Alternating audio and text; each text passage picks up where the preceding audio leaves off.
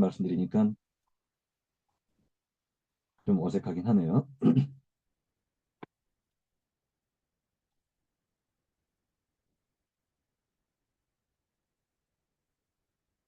그러면 잠깐요.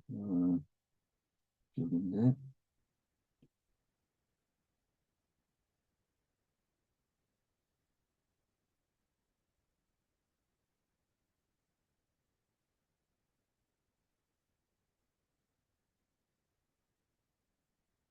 잠깐만요. 한 30초만 좀 기다려주세요. 음, 화면 공유 하나 이쪽으로 돼 있죠.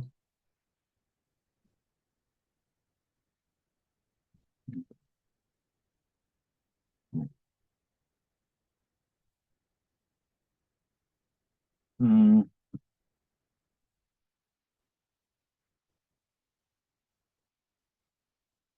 이게 예전에 제가 다른 학교나 다른 곳에서 이제 파이썬 랭귀지를 강의를 한 적이 있는데요. 그때 쓰던 방식인데 당연히 그 나름대로의 아마 그 제한점도 있을 겁니다. 에, 일단 그냥 제가 익숙한 대로 편한 대로 진행을 하겠고 이후에 여러분들 발표할 때는 여러분들 포맷에 맞는 방식으로 진행하셔도 좋을 것 같아요. 어차피 우리 한 가지 포맷으로 전부 템플릿을 맞추고 뭐 이럴 필요는 없을 것 같고요. 각자 익숙한 대로 진행하면 어떨까 생각이 됩니다. 자, 우선 목차를 보면은요, 말씀드린 대로 잠깐요, 이게 펜 모드로 좀 바꿔볼게요.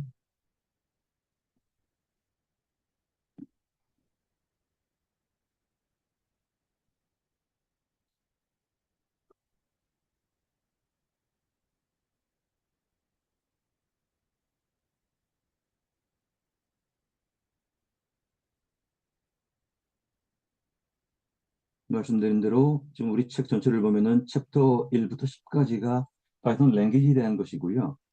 어, 지금 일단 제 생각은 1, 2, 3, 4 정도까지를 오늘 다루고 다음 시간에 나머지를 다루고 그 다음부터는 좀 더 응용 쪽으로 들어가는 게 어떨까 하는 생각을 했다는 말씀이고요. 이제 이거에 대한 의견들은 오늘 시험적으로 한번 해보는 거니까 이걸 보고 이제 의견을 좀 나눌까 합니다. 자, 그래서 우리 교재는 비교적 좀 단순한 내용이고요. 아마 2015년인가요? 그러니까 거의 한 10년 전이기 때문에 다행히 파이썬 3입니다. 여러분들 잘 알다시피 지금 파이썬 버전 3이고 3.13이죠. 그러니까 3.13 버전이 현재 버전인데 파이썬은 뭐 특징상 그 백업 컴패빌리티가 그렇게 완벽치가 않기 때문에 상당히 유의도적인 것 같아요. 그러니까 비교적 그 기술적인 측면에서 공격적이기 때문에 새로운 피처가 나오면 그걸 적극 받아들이지만 거기에 적합하지 않은 경우는 과감하게 기존의 기능들을 제거시키는 방식이기 때문에 뭐 역사적으로 항상 그래왔죠. 1점대, 2점대, 3점대 마찬가지고. 그래서 지금 3.13 대비해서 보면은 코드상으로도 예전 코드 방식이 많이 있고 또 최근의 피처들은 전혀 반영되지 않은 것들이 많은 것 같아요. 어, 아마 아시겠지만 3.13을 3.1이나 2하고 비교하면 랭귀지 피처가 굉장히 많이 달라졌거든요. 이제 그게 파이썬의 강점이자 또 약점이겠죠. 뭐 이제 새로운 것들 나오면 계속 그 피처를 배우고 공부하지 않으면 자꾸 이제 신텍스 부분에서 좀 옛날 거에 머무르는 그런 문제가 있는 것 같습니다. 어쨌든 바이올로지의 이제 파이썬 프로그래밍이 갖고 있는 역사적인 의미 뭐 이런 것들 얘기를 하고 있고요. 그다음에 버전 얘기. 지금 아마 이게 뭐라고 그랬던 거예요? 기억은 잘 안 나는데 아마 3.3이나 4쯤이었던 것 같아요. 지금은 3.13이고 대개 그러나 많이 쓰는 건 한 3.10 정도 버전으로 현재 많이 쓰고 있지 않나 생각을 합니다. 어쨌든 이제 버전상에 이제 그런 스테이터스가 있고 그리고 그 바이오에 관련돼서는 여기 나와 있는 것처럼 그 펄 이용하는 펄 아마 아실지 모르겠습니다만은 스크립트 언어로 굉장히 많이 쓰이던 것이죠. 이제 그걸 이용하는 그 바이올로지 애플리케이션을 위한 패키지가 바이오펄이라는 게 있었고, 지금은 많이 쓰는 게 이제 바이오 파이썬이죠. 우리 이 교재에서는 바이오 파이썬을 적용하지 않는 것 같은데, 앞으로 이제 진행하다 보면 여러 가지로 언급하고 이제 이용할 일이 많이 있을 겁니다. 어, 굉장히 많은, 여기도 이제 계속 뭐 업그레이드가 많이 되고 있고요. 음, 보통 이제 파이썬하고 랭귀지를 비교할 때, 에, 뭐 그런 얘기를 하잖아요. 그러니까 랭귀지를 얘기하면 로우 레벨 언어가 있고 하이 레벨 언어가 있고 베리 하이 레벨 랭귀지가 있는데, 로우 레벨 언어가 어셈블리 언어 같은 것들이고 하이 레벨 언어가 뭐 C나 C++, 자바 같은 것들이고, 베리 하이 레벨 랭귀지가 파이썬이나 펄 뭐 이런 것들이 있고, 그런데 그런 어, 이런 범용 언어, 특히 이제 텍스트 핸들링하는 대표적인 베리 하이 레벨 랭귀지 언어가 파이썬이나 펄인데, 파이썬하고 펄을 비교할 때 뭐 그런 얘기를 많이 합니다. 그러니까 펄은 많은 사람이 에, 레리 뭐라는 사람인데, 이 사람이 언어학자거든요. 펄을 만든 사람은 언어학자여서 이 사람의 이 철학은, 컴퓨터 프로그래밍 언어라는 것은 프로그래머한테 자유를 주는 것이어야 한다. 표현하고 싶은 모든 것들을 자유롭게 표현할 수 있도록 하는 것이 컴퓨팅 언어의 사명이다라고 얘기를 하거든요. 그래서 굉장히 다양한 신텍스가 있고, 그래서 뭐 굉장히 파워풀했죠. 사실상 인터넷 처음 나왔을 때부터 이런 뭐 CGI나 이런 것들은 전부 펄로 짜여져 있다시피 하니까요. 바이오도 마찬가지입니다. 바이오 펄도 스크립트 언어와 함께, 우리 이제 일반 쉘 언어도 굉장히 많이 사용을 했었는데, 어, 이제 그걸 이어받은 게 이제 바이오 펄이었죠.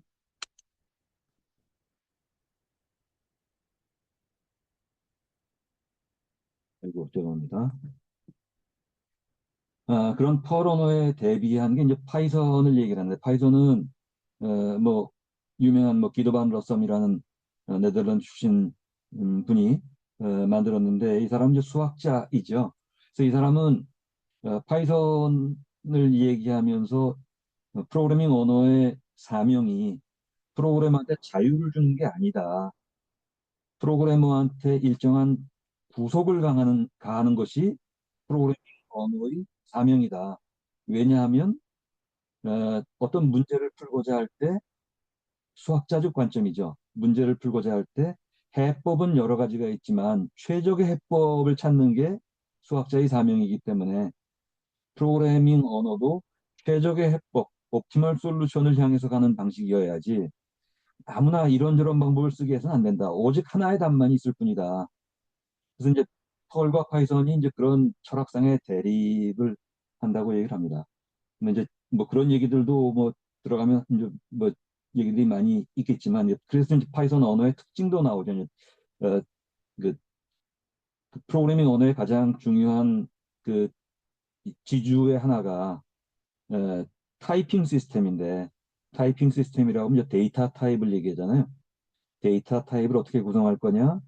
그런데 파이썬 경우는 이제 스트릭트 타입이고, 그다음에 다이내믹 타이핑이고, 그래서 변수를 선언할 때 데이터 타입을 선언하지 않고, 그리고 얼마든지 자유롭게 하나의 변수 이름에,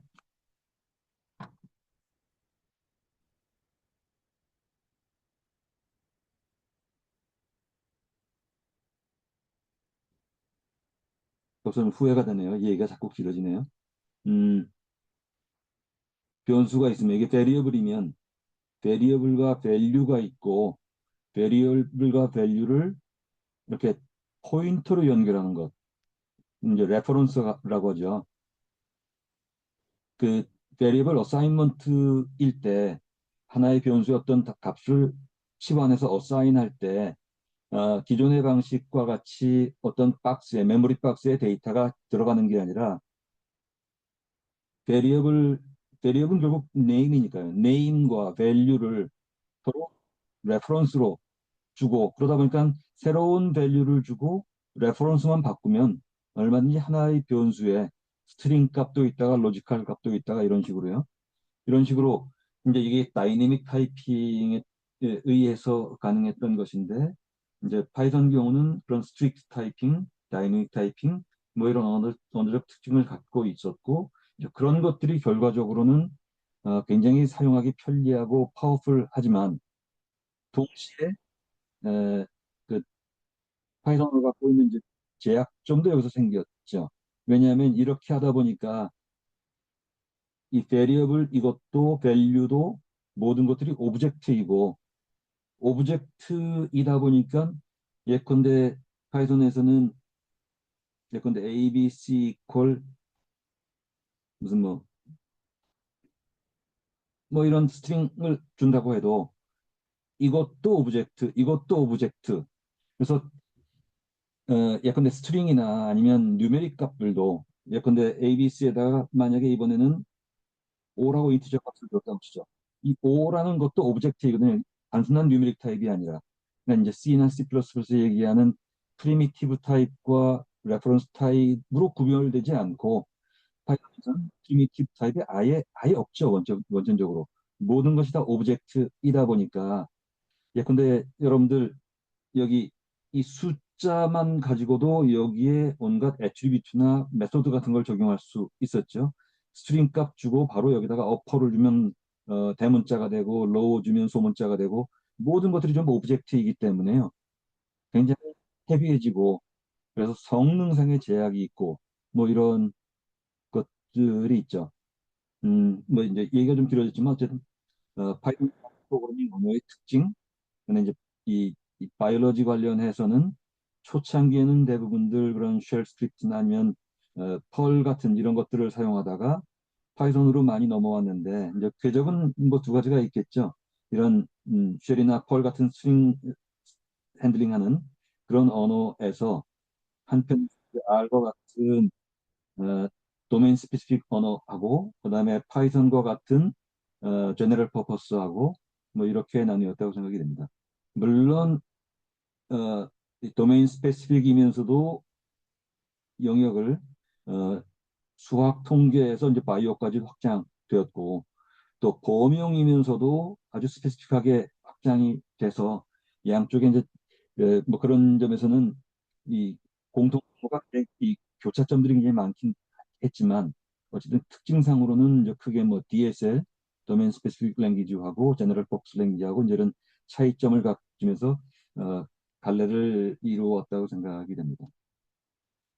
자, 그다음에 챕터 2에서 이제 이런 목차로 진행을 하고 있는데 여기 나와 있는 것은 전부 우리 책에 있는 소목차를 한번 정리해 봤습니다. 그리고 파란색으로 되는 건 뭐 코드이고요. 뭐 한번 뭐 읽어봐도 되고 익히 하실 거예요. 그리고 보면은 여기 지금 얼라인먼트라는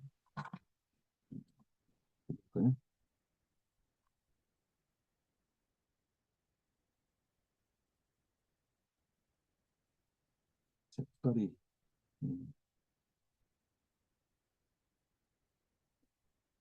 예, 여기 얼라인먼트를 보면 음,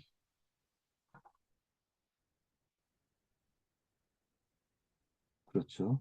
음, 항상 생각 보면 결국 시간 관리의 문제네요. 시간이 뭐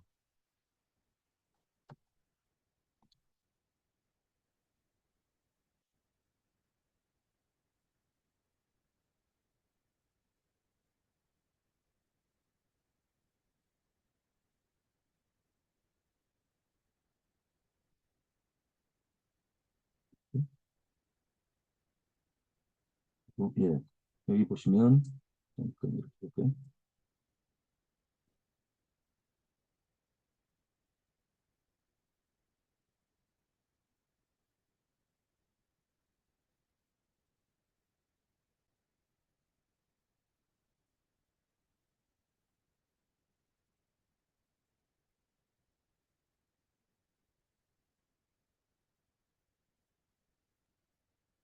자, 이 개발 환경도 각자 편할 대로 진행하셔도 되겠어요. 결국 중요한 건 뭐 소스 코드이니까. 제가 말씀드리는 이겁니다. 에,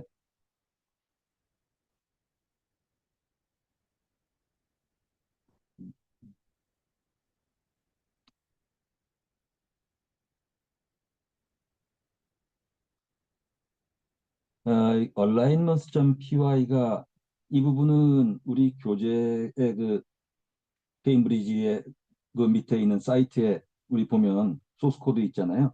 그거를 풀어서 지금 본 거거든요. 그러니까 지금 여기 보시면 챕터 1인가요? 인데도 예 중에 이런 게 나와요. From alignment, input, sequence align 해서 보면 이 코드를 보면 코드가 꽤 긴 코드가 있습니다. 코드 테이블도 있고 그래서 이제 보면은 챕터 1이지만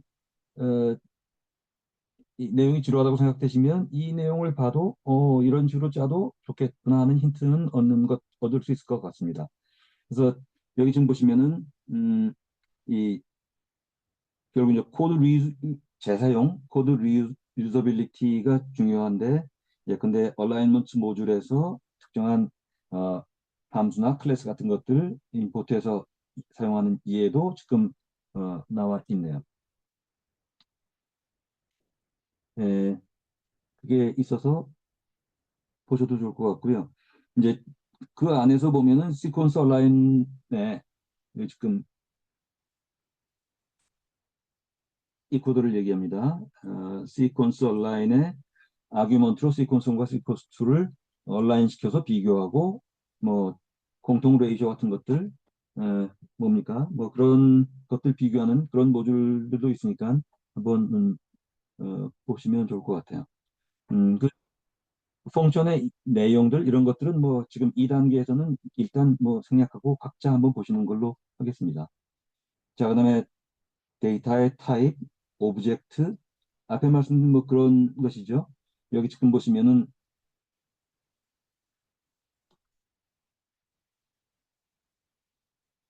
파이썬의 오브젝트를 얘기하는데 x와 y의 어떤 인치적 값을 넣은 다음에 이걸 더 하는 경우에도 사실은 이 플러스로 되어 있지만 즉 x 플러스 y라고 하지만 내부에서는 x라는 오브젝트와 y라는 오브젝트 그리고 각각의 오브젝트에 그 우리가 이용할 수 있도록 되어 있는 그 스페셜 펑션들이라서 더블 언더가 있지 않습니까?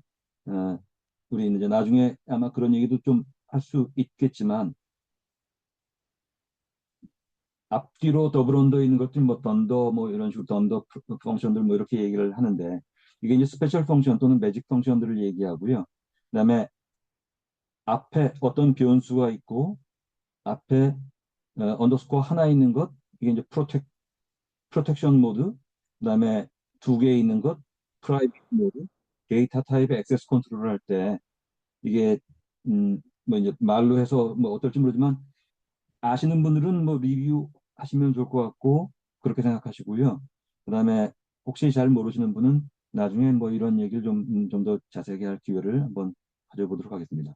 어쨌든 변수 이름을 잡을 때 앞에 언더스코어 하나 있으면 이제 프로텍티브 모드이고 두 개 있으면 프라이빗 모드인데 이것들은 뭐 C++나 아니면 자바처럼 엄격하게 관리하는 게 아니고 프로그래머가 그냥 우리 약속상으로 그냥 컨벤션으로 하자는 것인데 뭐 그래도 방대한 프로젝트를 진행하는데 뭐 하등 뭐 그게 문제가 되지 않는 걸 보면 그 컨벤션의 힘도 굉장히 큰 것 같아요. 음, 여러분들 아실지 모르지만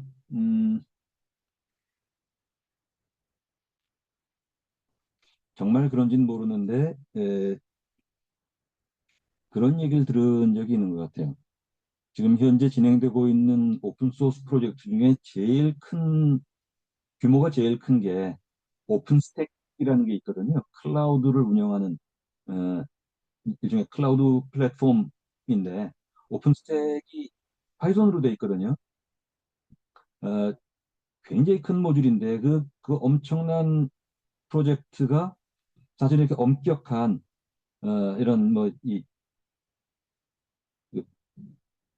퍼블릭 뭐 프로텍티드 프라이빗 등등 해가지고 아주 엄격하게 제한하지 않고도 이렇게 서로 약속에 의해서 그런 프로젝트가 동작한다는 걸 보면 어, 또 이제 상당히 좀 신기하다는 생각도 합니다.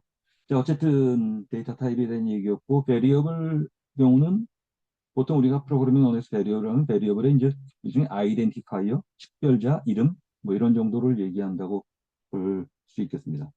앞에 제가 그 타이핑 말씀을 여러 차례 드렸죠. 그것을 이제 정리해 보면 파이썬이 갖고 있는 내장 오브젝트 타입이 여기 대부분 다 나와 있는 것 같아요. 넘버, 스트링, 리스트, 튜플 등등으로 나와 있고요. 그리고 이제 이 각각의 이해, 넘버에는 인티저, 플로팅 포인트 등등이 있고 데시말, 프랙션까지요. 데시말은 무한하게 무제한으로 소수점 이용할 수 있는 것인데 데시멀이라는 그 스탠다드 라이브러리에 있는 모듈을 이용하는 것이고 프랙션도 마찬가지입니다. 분수를 정확하게 얘기하는 것들. 예컨대 무슨 뭐 7분의 2 그러면 이게 일종의 무리수이지 않습니까? 이것들은 컴퓨터에서 정확하게 표현할 수가 없죠. 프랙션을 통하면 2 나누기 2로 정확하게 표현을 하고 나중에 얼마든지 자릿수 찾아가면서 우리가 값을 끄집어낼 수 있는 것이죠. 넘버스 데이터 타입에 포함이 된다고 볼 수가 있겠습니다. 그다음에 스트링은 뭐 일반적인 뭐이 스트링 타입도 있지만 바이트나 바이트 어레이 같은 유니코드 이런 것들 바이너리 타입도 있고 리스트 있고 딕셔너리, 튜플, 파일 등등까지요. 그 다음에 파이썬에서 오브젝트라고 얘기하는 거는 어디까지 포함이 되냐면 맨 뒤에 나와 있는 거는 이제 그 컴파일드 코드. 이 컴파일드 코드는 바이트 코드죠. 바이트 코드는 사실은 풀면 디스 가지고 풀면 음, 어셈블리 언어처럼 실제로 그 바이트 코드의 내용들을 우리가 다 볼 수 있고 어, 좀 고민을 많이 하면 그 뭡니까 역 어셈블, 그러니까 리버스 엔지니어링으로도 어느 정도까지는 찾아갈 수 있죠. 바이트 코드의 특징입니다. 그다음에 뭐 스택이나 뭐 트레이스백 같은 것들 우리 에러 메시지 나오는 이런 것들도 각각 전부 오브젝트이기 때문에 파이썬에서는 모든 것들이 오브젝트라는 점들 어, 생각을 할 필요가 있을 것 같아요.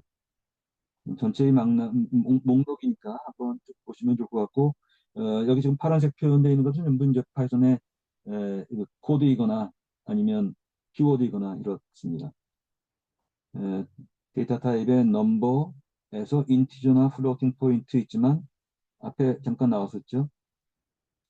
데시말 여기 지금 스타 표시 2개 준 거는 우리 교재에 없지만 그냥 추가시킨 겁니다. 이건 뭐 특별히가 아니라 제가 그냥 생각나는 대로 추가시킨 것인데요. 이 데시말 경우는 어, 스탠더드 라이브러리에 decimal.py라는 게 있어요. 그것도 아마 여러분들 아시지 않을까 싶은데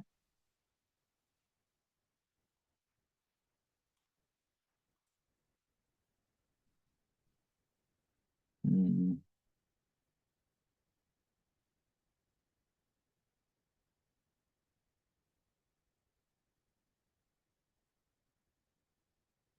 GitHub에 파이썬을 들어가시면 이거 볼까요? GitHub 밑에 파이썬을 들어가시면 파이썬의 소스 코드가 있습니다. 우리가 사용하는 랭귀지의 소스 코드이고요.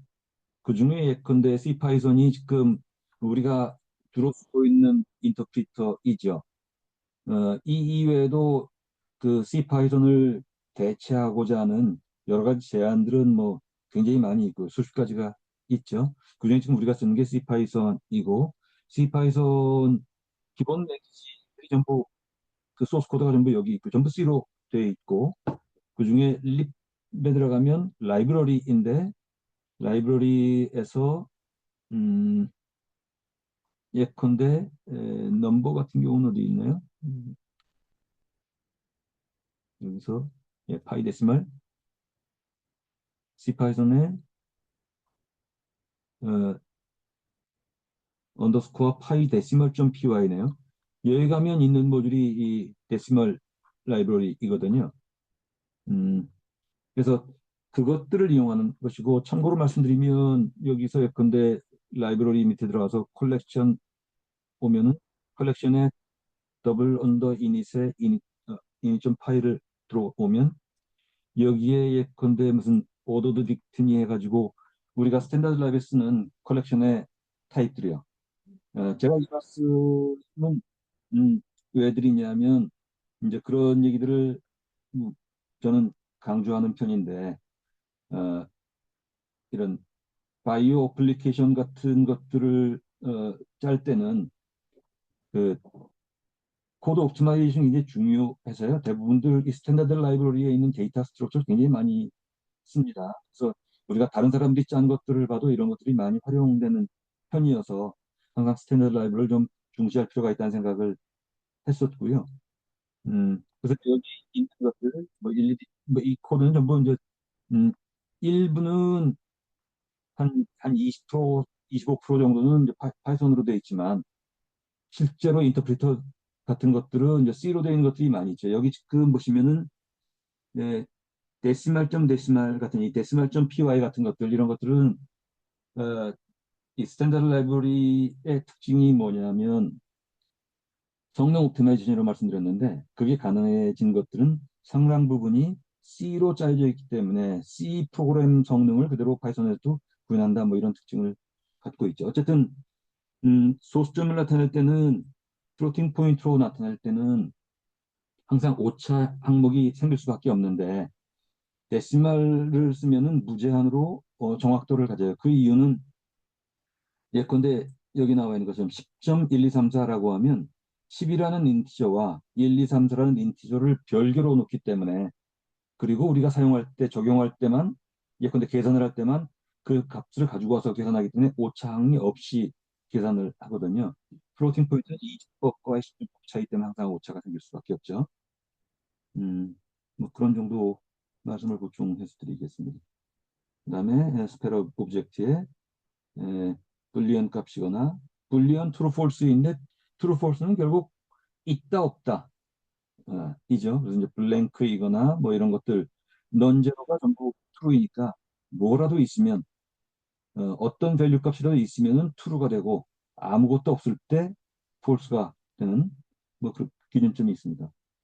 그럼 이제 non 타입이는 non 타입은 undefined, empty state 뭐 이런 것들을 뜻한다. 컬렉션에서 리스트 뭐 이렇게 잘 아실 거고요. 튜플도 마찬가지입니다. 튜플인데 대표님 잠깐 질문이 있는데요. 네. 데시말 타입으로 계산을 하게 되면 그 예를 들면 루트 계산 같은 거를 했을 때는 플로트로 변환이 될 수밖에 없지 않나요? 아, 그렇죠. 그렇습니다.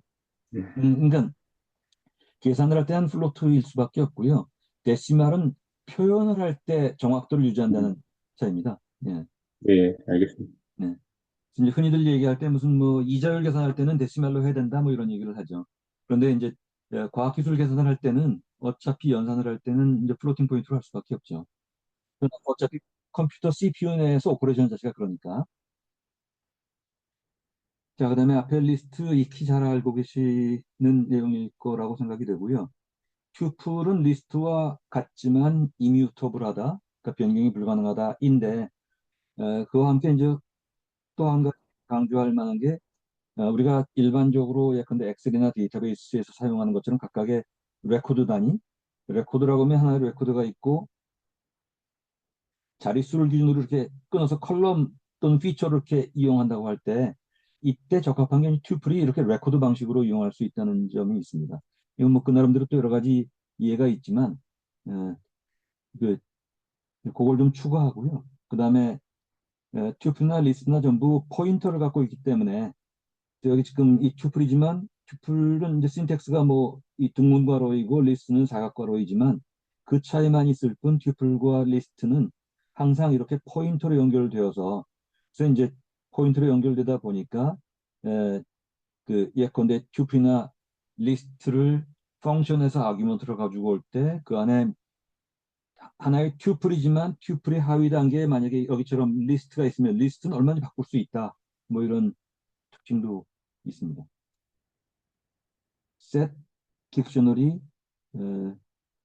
뭐 이런 식으로 표현되어 있고요. 딕셔너리 굉장히 중요한데 왜냐하면 딕셔너리는 그 키밸류 페어이지만 에, 파이썬 자체 언어 자체가 내부에서는 그 키밸류 페어로 굉장히 많이 이용되고 있죠. 그 앞에서 얘기한 뭐 다이내믹 타이핑 이런 것도 다 마찬가지고요. 이제 뭐 굳이 얘기하자면 그러면 키밸류 페어의 대표적인 딕셔너리 타입은 결국은 해싱이죠. 그래서 해싱 펑션들을 이용하는데 해싱 펑션이 굉장히 옵티마이즈 되어 있다 뭐 이런 얘기들을 합니다. 어쨌든 사용할 때는 뭐 우리 기별리페로 그냥 쉽게 사용할 수 있고 뭐 제이슨과 같은 뭐 동일한 타입이죠. 음, 그 다음에 또 그냥 한번 염두에 둘 것은 리스트 컴프리헨션, 튜플 컴프리헨션처럼 딕셔너리도 딕셔너리 컴프리헨션 해서 그 원라인에 그 if then else나 for loop 같은 것들을 아예 원라인으로 줄여서 쓸 수 있는 기능 이런 것들이 이제 딕셔너리 컴프리헨션이라고 할 수 있겠습니다. 근데 이제 아주 엄격하게 얘기하는 사람들은 이런 컴프리헨션은 사용하기는 편리하지만 성능상의 페널티가 있기 때문에 아주 복잡한 경우는 이 컴프리hension보다는 일반 프로세 쓰는 게 낫다 뭐 이런 얘기들도 하기는 해요. 근데 어차피 파이썬은 앞에 얘기했던 것처럼 모든 것들을 오브젝트로 처리하기 때문에 또 내부 그 인터프리터가 갖고 있는 뭐 글로벌 인터럭이라든지 이런 것들 때문에 성능의 한계는 리미트는 분명히 있는 것 같아요.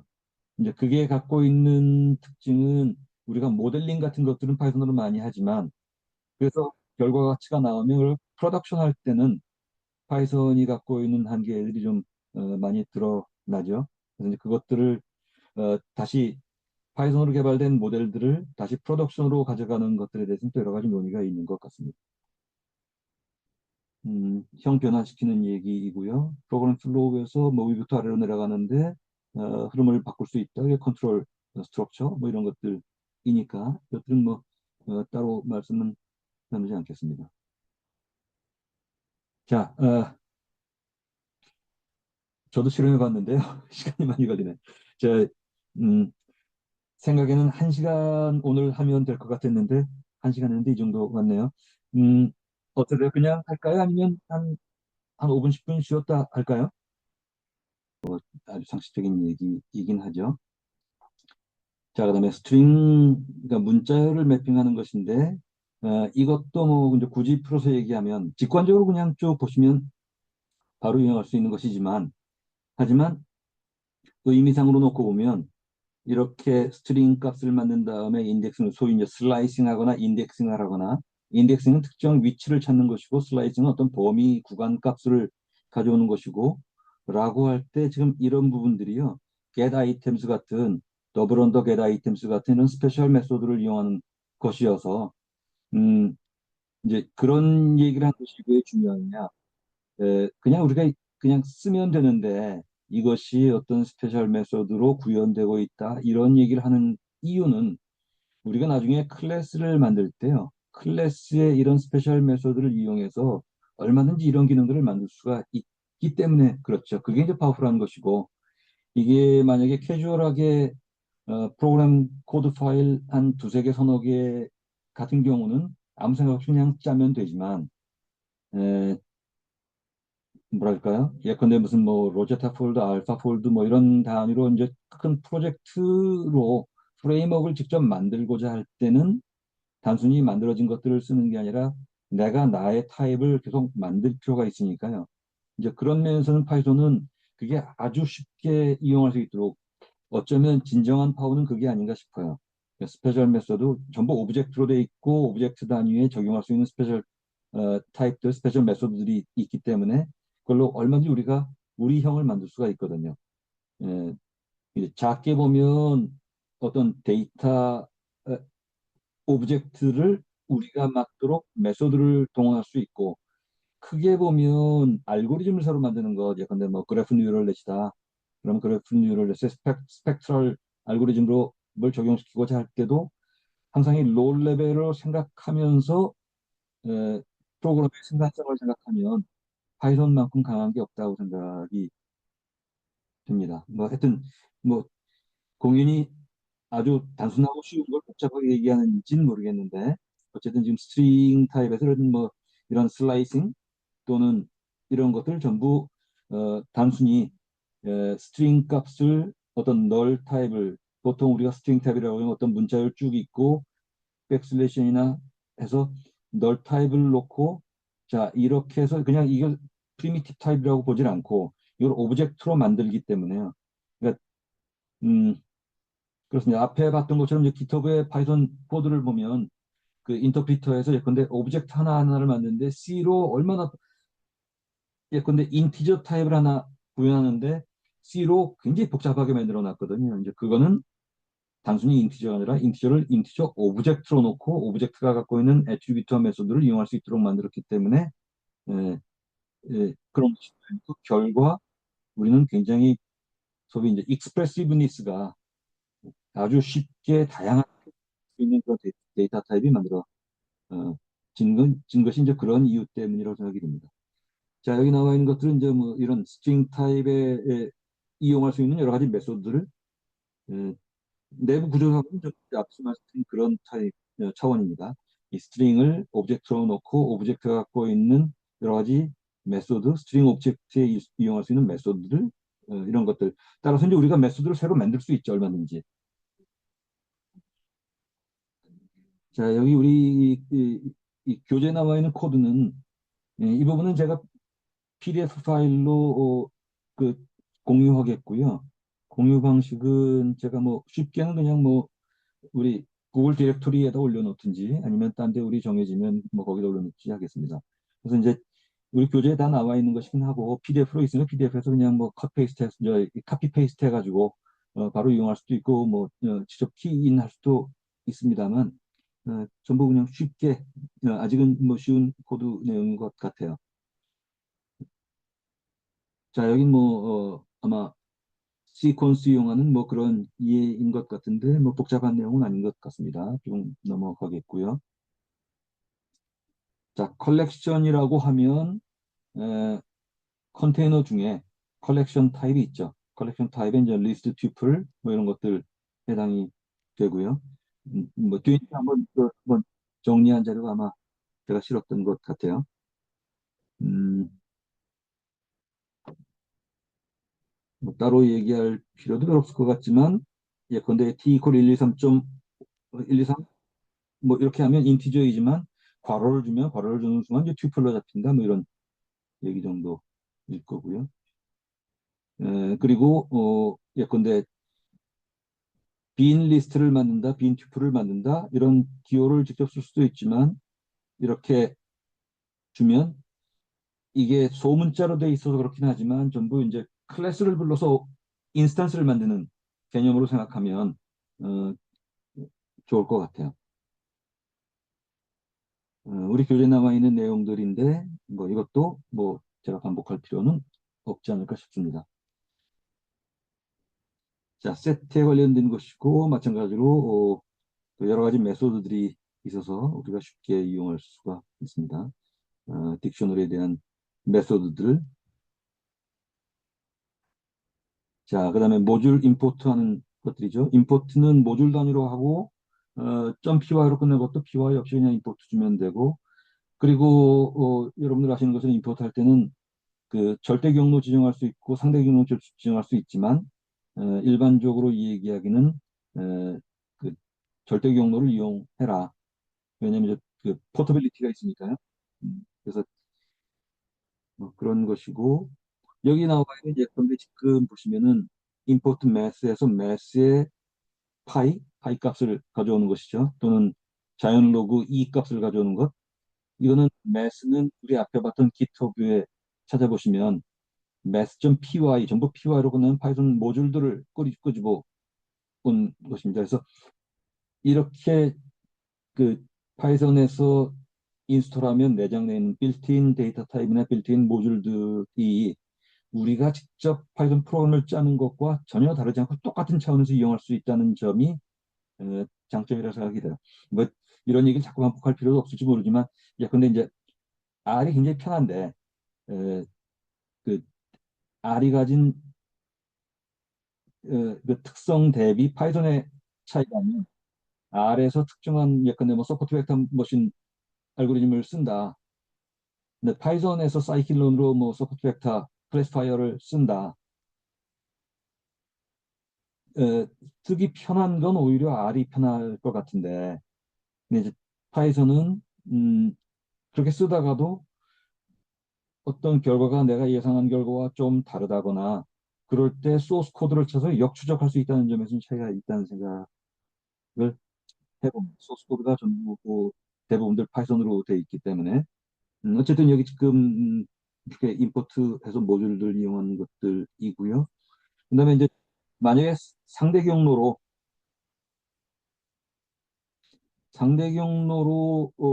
이 임포트를 지정할 때 얘가 점 두 개 찍고 어퍼 레벨에서 가지고 올 경우 이럴 때는 이제 그 시스 어펜드를 해줘야죠. 그 참고할 수 있는 경로를 어펜드 해줘야 됩니다. sys.py라는 게 있고 거기서 경로를 추가시켜 달라라고 하고 임포트 점 두 개 어떤 모듈을 주면 자기 상위 디렉토리에서 모듈을 가져오거나 이런 것들 이용할 수 있죠. 항상 뭐 그 앰비기어스 하기보다는 익스플리트하게 익스플리시트하게 뭐 하라는 게 이제 파이썬에 뭐 그거 있잖아요. 이것도 뭐 굳이 이해할 필요가 있을지 모르겠지만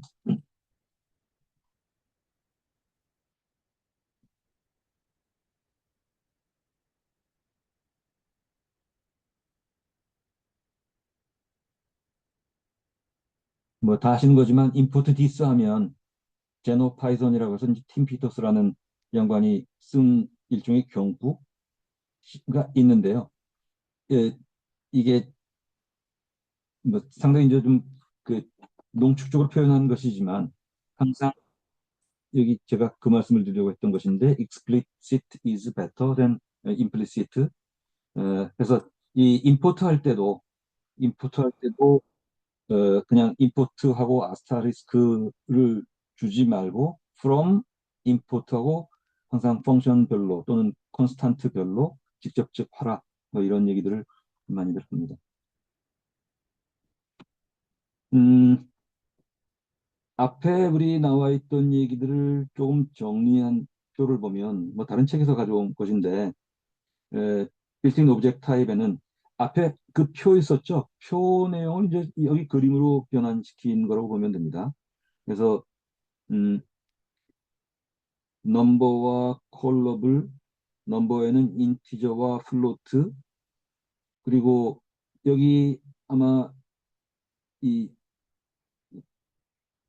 뭡니까? 속이 채워져 있지 않은 부분들, 이건 그냥 우리 설명이고 실제로 파이썬이 갖고 있는 그 모듈과 클래스의 이름들, 이건 전부 속에 이 색깔 칠해져 있는 것입니다. 그래서 인티저와 플로트와 컴플렉스, 데시멀, 프랙션.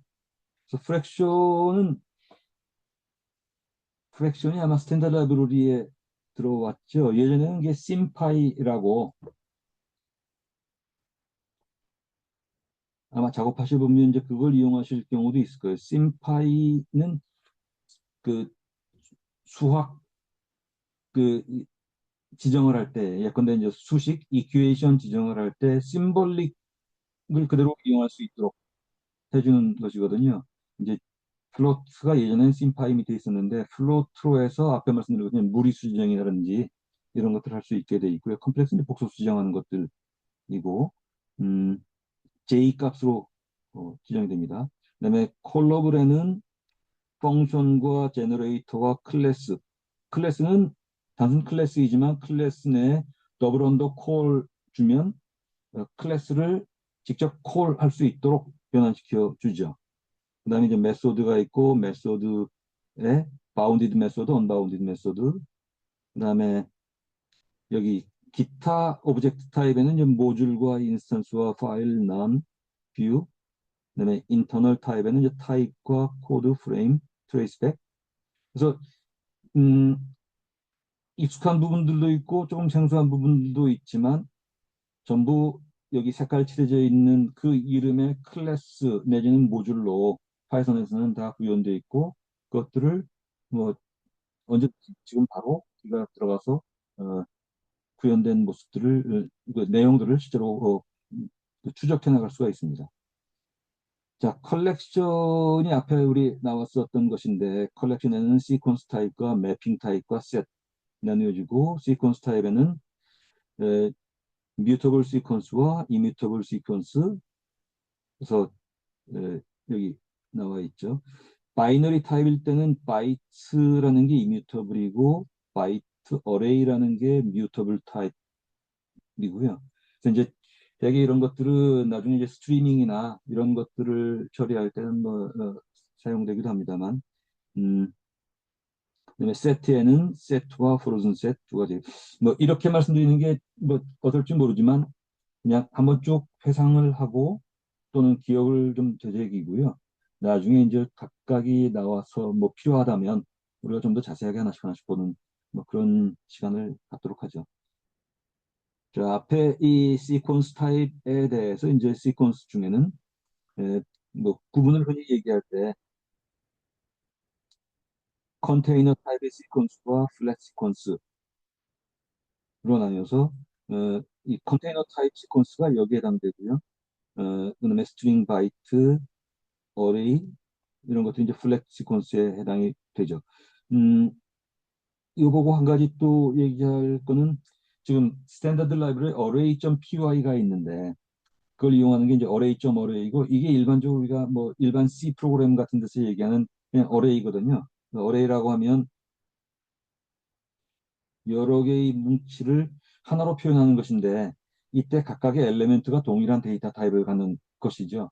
이게 보통 얘기하는 뭐 일반적인 array인데 그런데 파이썬에서는 사실은 이게 없었어요. 왜냐하면 전부 대부분들 일반적으로 리스트 튜플 이런 것들을 쓰기 때문에 이런 어레이를 쓸 일이 별로 없죠. 그런데 성능이 문제가 될 경우에 그래서 이제 어레이를 만들었고요. 지금도 어레이 이 어레이.점 어레이를 많이들 씁니다. 그런데 여기서 한 걸음 더 나아가면 예컨대 일반적인 데이터 타입 리스트 튜플에서 어레이.점 어레이로 다시 여기서 한 걸음 더 나아간 게 넘파이의 ND 어레이죠. 넘파이의 ND 어레이는 어레이.점 어레이인데 그것들을 어, 이 컨티규스 메모리 놓고 메타데이터를 따로 관리하는 방식으로 해서 이용하도록 더 성능 확장을 시킨 것이고요. 그래서 일반 어레이라면 이 넘파이의 ND 어레이에서는 N 디멘셔널 어레이, 즉 멀티 디멘셔널 어레이를 만든 것이고 그리고 여기서 ND 어레이에서 한 걸음 더 나아간 것이 어디 예, 한 걸음 더 나아간 게 이제 이 ND 어레이를 갖고 예컨대 텐서플로우나 아니면 파이토치 같은 데서 이제 텐서 타입을 지정한 게 바로 여기 이 ND 어레이에서 나왔죠. ND 어레이에 어떤 기능을 추가시켰냐면 패러럴 프로세싱을 가능하도록 그래서 예컨대 GPU를 이용할 수 있도록 만든 게 이제 그 텐서 타입이어서 원천은 원래 네이티브 포맷은 리스트 튜플이었는데 ND 어레이로 왔다가 그 다음에 이게 어레이.어레이로 왔다가 ND 어레이 왔다가 어, 이, 이 텐서로 그게 어쩌면 진화 또는 변형 뭐 이런 과정을 거쳤다고 생각이 듭니다. 이 부분은 이들 각각이요 UML인데 컬렉션 타입이 앞에서 얘기한 컬렉션 타입들이 전부 최상위는 컬렉션과 리버서블이라는 두 개의 앱스트랙트 클래스가 있었고 이거를 이네리트 받아서 시퀀스가 만들어졌고 이걸 이네리트 받아서 뮤터블 시퀀스가 만들어졌고 이 뮤터블 시퀀스에 해당되는 것이 예컨대 리스트 뭐 이런 것들이죠. 전부 클래스 하이라키이어서 음, 앞에 말씀드렸지만 내부 운영 형식을 볼 수 있고 우리가 그와 대등한 데이터셋을 만들어 나갈 수 있다. 어사인먼트에 대한 우리 교재 얘기는 다시 돌아왔고요. 뭐 한번 쭉 훑어보셨거나 뭐 익히 아시는 내용일 거라고 생각이 됩니다. 자, 그다음에 우리 어쨌든 한 3개월 정도 지금 예정 잡고 진행을 하지만 또 뭐 굉장히 알려져 있는 것이긴 하지만 기왕에 그 프로그래밍 코드를 생각한다면 염두에 둘 게 스타일 가이드라고 생각이 돼요. 스타일 가이드는 어느 언어나 다 있고 예전부터 다 있던 것이지만 파이썬도 스타일 가이드가 있고 크게 두 가지가 유명하죠. 하나가 PPA이고 지금 우리가 얘기하는 겁니다. 다른 하나가 이제 구글 파이썬 스타일 가이드가 있거든요. 양쪽이 좀 차이가 있어요. 구글 스타일 가이드는 구글 자기네 내부 진행을 위해서 만든 스타일 가이드인데 예컨대 함수를 주거나 클래스를 주면은 인풋, 아웃풋, 아규먼트가 어떻고 설명을 어떻고 그걸 아주 엄격하게 해놨는데 PP8에서는 뭐 그렇게까지는 하지 않고 있거든요. 그래서 대개 일반적으로는 PP8을 뭐 보편적으로 많이 쓴다고 생각이 됩니다. 이제 거기에 여러 내용들이 있죠. 일일이 다 제가 읽지는 않겠지만 예컨대 화이트 스페이스가 중요하다. 이거는 단순히 뷰티의 문제가 아니라 그래머다. 그래서 블럭 단위로는 네 칸씩 들여 써라. 그리고 그러면 계속 네 칸씩 인덴테이션 하이라키가 생기겠죠. 그때 탭 대신에 반드시 스페이스바를 누르고 한 라인은 뭐 79개 줄 너무 길게 쓰지 말아라. 그다음에 파일 클래스 딕셔너리마다 예컨대 카멜 타입 무슨 뭐 스네이크 타입 등등으로 해라. 클래스 이름은 항상 카멜 타입으로 주어라. 그다음에 변수 이름은 항상 어, 그 펑션 이름은 항상 소문자로 하고 이꼴자 앞 뒤에는 항상 한 칸씩 등등의 얘기, 그죠? 그다음에 이제 여기 보면은 앞에 제가 말씀드린 얘기요. 펑션 베리어블 전부 로우 케이스로 쓰고 언더스코어 이용해라.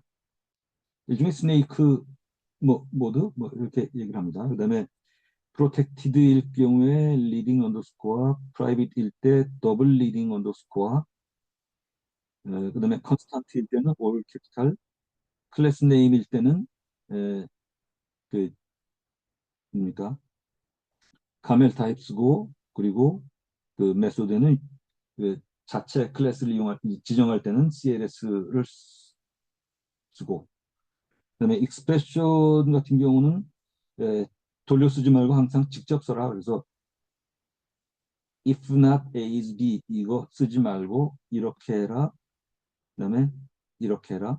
왜냐하면 앞에 true, false 얘기할 때 true라는 게 제로만 non 블랭크만 아니면 블랭크만 아니면 어, 다시요. 제로이거나 블랭크가 아닌 모든 것은 true이니까 직접 true를 주거나 직접 false를 주거나 하지 이렇게 이 인다이렉트게 쓰지 말아라 뭐 이런 얘기를 합니다. 뭐 그런 얘기들이고 그다음에 임포트 할 때 항상 스탠다드 라이브러리를 먼저 그다음에 서드 파티 그다음에 각자 자신이 쓰고 있는 모듈들 이름 순으로 하되 알파벳 순으로 지정해라. 그리고 이런 것들을 준수하기 위해서 만든 것들 중에 하나가 이제 린트라는 게 있습니다. 이건 뭐 파이썬의 얘기가 아니라 일반적인 프로그래밍 언어에서의 얘기지만 린트라는 게 뭐냐면 한마디로 이제 스태틱 코드 어널리시스 툴인데 파이썬 경우는 제일 많이 쓰는 거는 이제 파일이나 뭐 플레이케이트 뭐 이런 것들 많이 쓰는 것 같습니다. 린트 이용하면 린트라는 건 뭐냐면 어, 커맨드 모드에서 파일 린트 한 칸 띄고 어떤 모듈 이름 my program.py 이렇게 주면 위의 사항들 PPA 세 사항들이 준수되어 있는지를 체크하죠. 그래서 이제 그런 것들을 점수로 뭐 아마 플러스 10까지인가요? 점수를 매겨서 항상 그 어, 코드 퀄리티를 개선할 수 있도록 지정하는 게 이제 린트입니다. 그래서 뭐 이 린트 작업을 하는 건 린팅 한다고 그러는데 그래서 여러 사람이 같이 작업할 때는 이런 린트를 정해서 통일된 규격으로 맞추는 게 의미가 있습니다. 자, 그다음에 프로그램의 흐름 앞에서 얘기한 것처럼 위부터 아래이지만 방향을 바꾸기 위해서 조건별로 if then else를 주거나 등등 얘기죠. 뭐 그 얘기가 이제 그림으로 나와 있는데 뭐 어, 쉽게 이해하실 수 있을 것 같아서 쭉 넘어가겠습니다. 우리 전부 우리 교재 나와 있는 것도 그냥 따서 한번 적용시켜 본 것이고요. 그다음에 우리 교재에는 적용되지 않았던 것들 버전이 달라지면서 지금 추가된 기능 중에 몇 가지 중요한 것들이 이제 매치문이라는 게 있는데 일종의 셀렉트문 같은 것입니다. 여기 보시면은 스테이트를 고로 주고 그러니까 무슨 얘기냐면 이렇게 볼 수 있겠네요. 이렇게 쓰던 것을 어, 이렇게 쓸 수 있다. 그래서 스테이트를 지정한다면, 예컨대 스테이트를 어떤 식으로 지정했다면 매치 스테이트 케이스에서 고면 프린트 그린이라고 쓰고, 스톱이 스테이트가 그린 스톱일 때는 레드, 지정되지 않았을 때는 옐로우, 뭐 이런 식으로요. 그러니까 기존에 다른 언어에서 갖고 있던 셀렉트나 초이스 기능 같은 것들을 매치문을 이용해서 구현할 수 있도록 그렇게 했습니다. 이건 아마 우리 교재에 있던 것들 그대로인 것 같고요. 루프, 제일 많이 쓰는 게 for loop이고, while문이고, 그다음에 break나 뭐 이런 걸 통해서 이제 또 continue 이런 걸 통해서 이제 어, 그 루핑 과정에서 흐름을 제어할 수 있다는 것이고, 그다음에 포지셔널 인덱스, 컴프레hension 뭐 굉장히 많은 얘기를 할 수 있겠지만 뭐 익히 잘 아실 테니까 여기 좀 뭐 이런 거겠죠 아마. 뭐 이렇게 쓸 수 있는 것들을 한 줄로 쓸 수 있다. 뭐 이런 것이겠죠. 루핑. 음, 굳이 우리 교재에 나와 있는 것들에서 그냥 일반 사용법만이라면 이제 그런 흐름 제어 부분에서 오히려 중요한 부분은 이터레이션 프로토콜이 아닐까 싶습니다. 음, 뭐 흔히들 이런 식으로 표현하는데 이터레이션 프로토콜 그게 예컨대 for 룹이나 while 룹이나 다 모든 그 이터레이션 작업은 이터레이션 프로토콜에 의한 것인데 예컨대 파일을 읽고 이건 뭐 우선 말로만 쭉 할게요.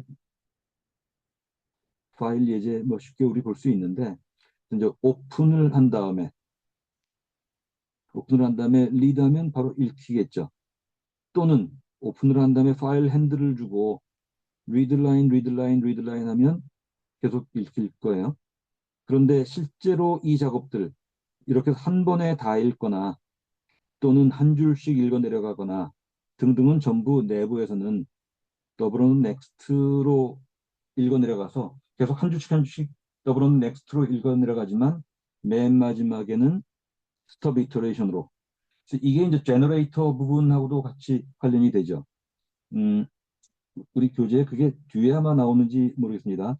그러니까 펑션과 제너레이터를 구분을 하는 게 매우 중요할 것 같아요. 우리 같이 이제 특히 예컨대 우리 뭐 많은 관심 가지고 계신 그 바이오 시퀀스 같은 경우에 대량의 데이터인 경우에 그것들을 이제 한 번에 읽어드리면 전부 모두가 다 메모리상 메인 메모리로 올라가 버리는데 그런 것들이 비현실적일 수 있죠. 그래서 이제 그것들은 이제 구간별로 끊어서 읽어 내려가는 것들 이런 것들이 이제 제너레이터라고 볼 수 있습니다. 그래서 펑션이 리턴문에 의한 것이라면 제너레이터는 일드문에 의한 것이다. 뭐 이런 것들 아마 기억을 하시리라고 생각이 됩니다. 여기는 지금 그것들 그래서 항상 어떤 이터레이션 프로토콜을 갖고 있는 것들은 스톱 이터레이션으로 마무리 되게 되고 이 부분은 이제 뭐 나중에 나오는 익셉트문이나 이 얘기를 하는 이유는 우리가 앞에서 봤던 뭐 for이나 while 같은 것들이 내부적으로 전부 이 동작에 의해서 진행이 되고 이 얘기가 가지는 함의는 에, 그런 for loop이나 while loop 제너레이터 이런 것들을 포함한 일체의 것들을 만약에 우리가 새로운 데이터 타입을 만든다면 데이터 타입의 에, 이 이런 반복 적용을 할 수 있도록 우리가 직접 만들 수 있다는 거예요. 그게 여기 나와 있는 이런 겁니다. 예컨대 음, 그 이터레이션 툴에는 예컨대 for loop이나 뭐 while 뭐 map이나 맵도 있죠. 맵하고 그러니까 대상체하고 함수를 맵시켜 버리면 반복하면서 일종의 이 맵 같은 것들은 대표적인 벡터라이제이션 이라고 할 수 있습니다. 이 프로그래밍 언어에서 벡터라이제이션이라고 하면 for loop이나 뭐 while loop를 쓰지 않고 자동으로 반복하도록 하는 것이죠. 뒤에 아마 그런 예들이 아마 유용한 예들이 많이 나올 텐데, 이제 이런 것들이 이터레이션 툴이라면 이터레이션 툴의 넥스트, 이거는 일종의 뭐그 편리하도록 만든 신테틱 휴가이고, 더블 언더 넥스트 앞에 나왔던 것 있죠. 이게 동일한 겁니다. 더블 언더 넥스트 더블 언더가 넥스트 펑션을 부르면 이게 동작을 하는데, 이것에 의해서 각각의 아이템마다 진행을 시키게 되죠. 여기 나와 있네요. 그리고 이런 작업을 할 수 있도록 이터를 통해서 만든 이터러블 오브젝트가, 그래서 이터레이터와 이터러블 오브젝트를 서로 구분을 시키는데, 이터레이터에는 넥스트를 적용할 수 있고, 이터러블 오브젝트는 이런 더블 언더 이터를 통해서 만들어진 것인데, 이터러블 오브젝트의 대표적인 게 파일 리스트 제너레이터, 이런 것들이 있다는 거죠. 음, 짧게 말씀드려서 이게 전달이 잘 됐는지 모르지만, 어쨌든 파이썬에서 전체를 관통하는 굉장히 중요한 그 내부 프로토콜의 하나일 겁니다. 아마 제일 중요한 5개 중에 하나에 포함될 거예요.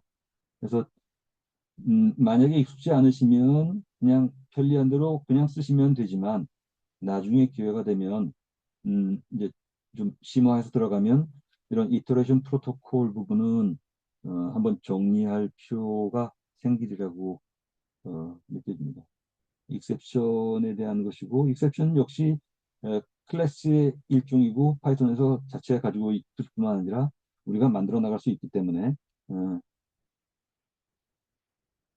이제 그런 얘기들, 그래서 try, except, finally, 또는 뭐 우리가 직접 레이즈 시키거나 뭐 이런 것들 있습니다. 자, 이 부분은 전부 우리 교재에 나와 있는 것들 쭉 해놨는데요. 대략 여기까지 말씀을 드릴게요. 그다음에 펑션 부분은 이 다음으로 누를 겁니다. 벌써 43분이네요. 음, 예, 대략 제가 말씀드릴 내용은 이런 정도로 치고요. 예, 어떠세요? 이렇게 읊어나가는 게 어떨까 싶네요.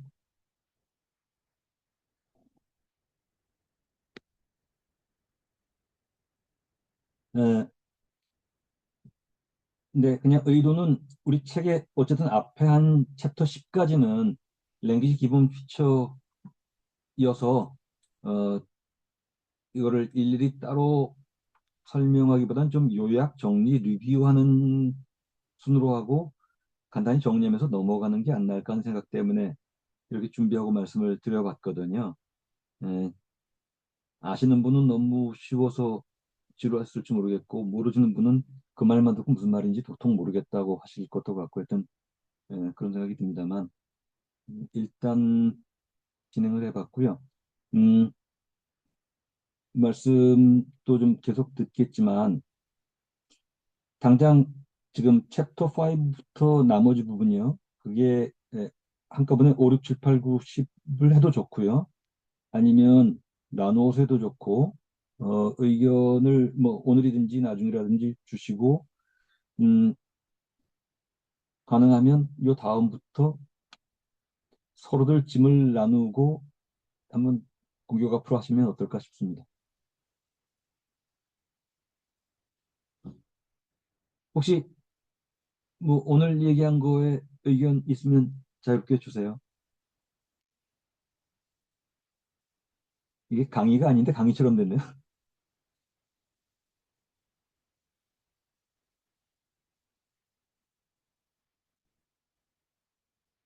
침묵의 의미하는 게 뭔가요?